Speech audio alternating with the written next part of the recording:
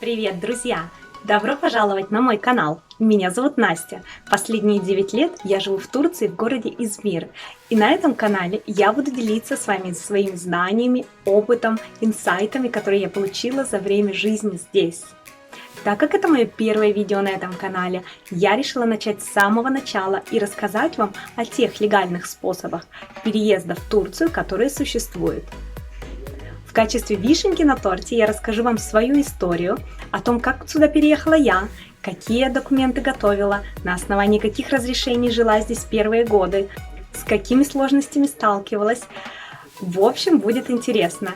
Если вам понравится, обязательно поддержите меня лайком, подпишитесь на мой канал и задавайте ваши вопросы ниже в комментариях.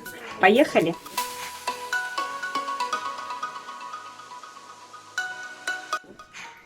Турция – прекрасная, красивейшая, теплая страна, которая привлекает туристов со всего мира продолжительностью пляжного сезона, историческими достопримечательностями, услужливым персоналом, умеренно жарким климатом. В общем, можно перечислять бесконечно.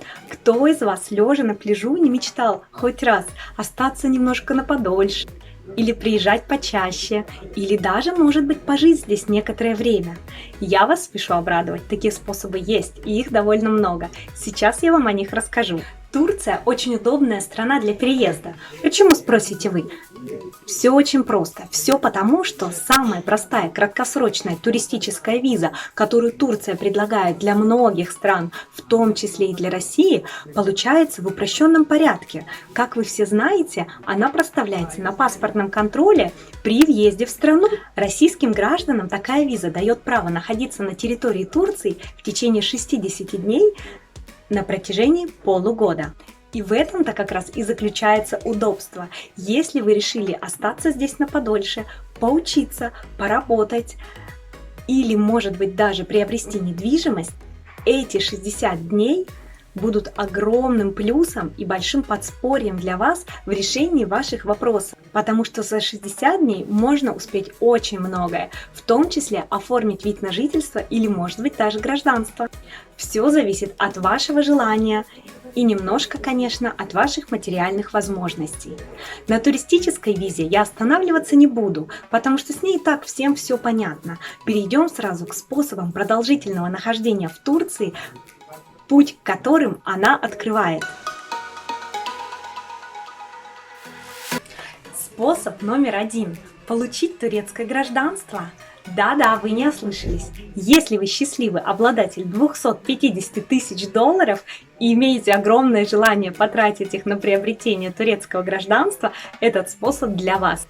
Другое дело, как вы захотите распорядиться этими деньгами. Есть несколько вариантов. Вы можете либо приобрести объект недвижимости на эту сумму, либо вложить эту сумму в турецкий бизнес с открытием как минимум 50 рабочих мест для турецких граждан. В любом из этих случаев, при предоставлении соответствующих документов в миграционную службу Турции, у вас и членов вашей семьи, супруга и детей появляется право получить турецкое гражданство по ускоренной упрощенной процедуре. И буквально через 2-3 месяца турецкое удостоверение личности будет лежать у вас в кармане.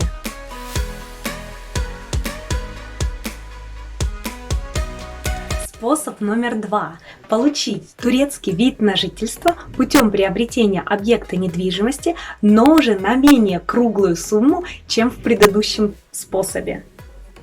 Этот способ подойдет для тех, кто планирует долговременно проживать на территории Турции, например, для пенсионеров. Да, не удивляйтесь, очень много пенсионеров из Америки, из Европы, а в последнее время и из стран бывшего СНГ приезжают, так скажем, коротать свои денечки в окружении прекрасных турецких пейзажей и в прекрасном турецком климате. Единственное условие для пенсионеров для получения такого вида на жительство – подтверждение факта получения пенсионных выплат. Этот способ также подойдет для тех, кто планирует приобретенную в собственность недвижимость в дальнейшем сдавать в аренду. Но не забывайте, вам необходимо быть в Турции как минимум 1 раз в полгода, иначе ваш вид на жительство попросту аннулируют.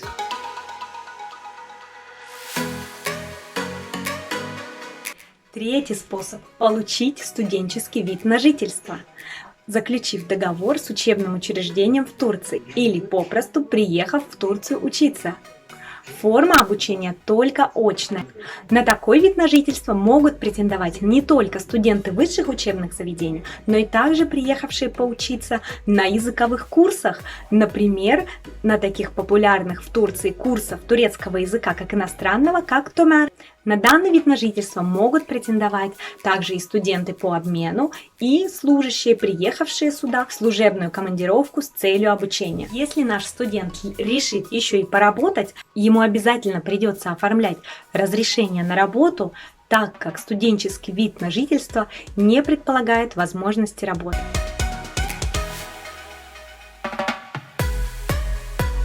Четвертый способ – получить семейный вид на жительство, который предоставляется в Турции для супругов или членов семьи, родственников, гражданина Турции, либо в отдельных случаях человека, имеющего вид на жительство в Турции. По статистике, это самый популярный способ продолжительного пребывания в Турции.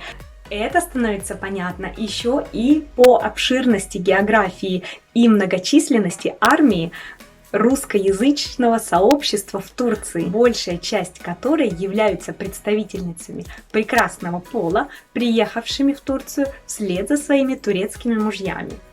К этой категории отношусь и я, но обо мне немножко попозже.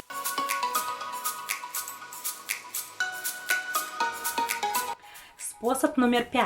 Инвестировать в турецкую экономику и получить вид на жительство инвестора.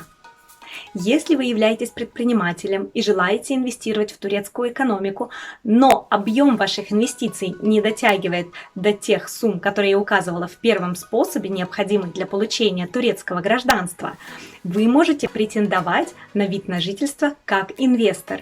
Наиболее востребованные направления бизнеса в Турции – это, конечно же, туристические и ресторанные. К сожалению, не в последний год в связи с коронавирусными ограничениями, но тем не менее, открытие небольшого ресторанчика по франшизе или небольшого бутик-отеля в туристической зоне являются наиболее перспективными направлениями бизнеса.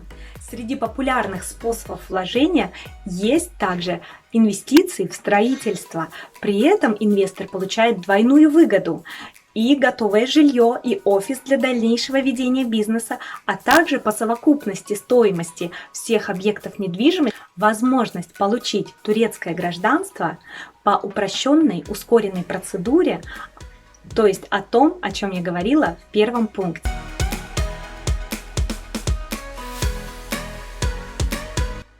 Способ номер 6.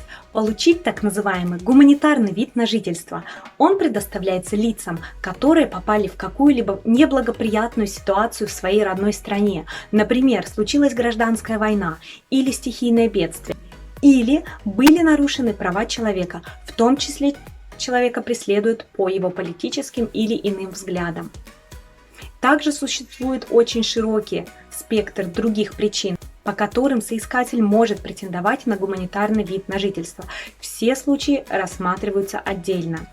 В эту же группу видов на жительство можно отнести и вид на жительство на лечение, который предоставляется лицам, приехавшим на продолжительное необходимое лечение в Турции. Для этого, конечно же, необходимо будет предоставить договор с медицинским учреждением, где вы желаете лечиться. По всем способам получения вида на жительство процедура подачи документов примерно одинаковая. Вам необходимо будет зайти на сайт турецкой миграционной службы e-ikamet, ссылку я оставлю в описании к этому видео, и заполнить там предварительную заявку и анкету. По окончании заполнения заявки и анкеты вам предложена будет возможность выбрать дату рандеву, то есть даты, в которые вы придете непосредственно в миграционную службу подавать оригиналы документов. Небольшой лайфхак по поводу фотографий. Во время фотографирования в фотоателье не забудьте запросить у них электронную форму вашей биометрической фотографии. Она вам пригодится для того, чтобы загрузить ее на сайт миграционной службы во время подачи заявки. Если у вас какие-то остаются дополнительные вопросы или чего-то вы не понимаете, вы всегда можете позвонить в службу поддержки иностранных граждан из любой точки мира. Там вас проконсультируют на 5 разных языках и ответят на все интересующие вас вопросы. Хочу вас предупредить сразу, что многие очень часто в последнее время особенно сталкиваются с проблемами в работе этого сайта. У кого-то не приходит на следующую страницу, у кого-то нет возможности вписать какие-то данные туда, куда их обязательно надо вписывать. В общем, какие-то совершенно нелогичные проблемы, но есть простой способ их решения. Обратите внимание, если вы пытаетесь заполнить анкету с компьютера и у вас не получается, попробуйте сделать это с телефона. Если вы заполняете с телефона и возникают проблемы, попробуйте заполнить с компьютера. Это очень странно, но это работает.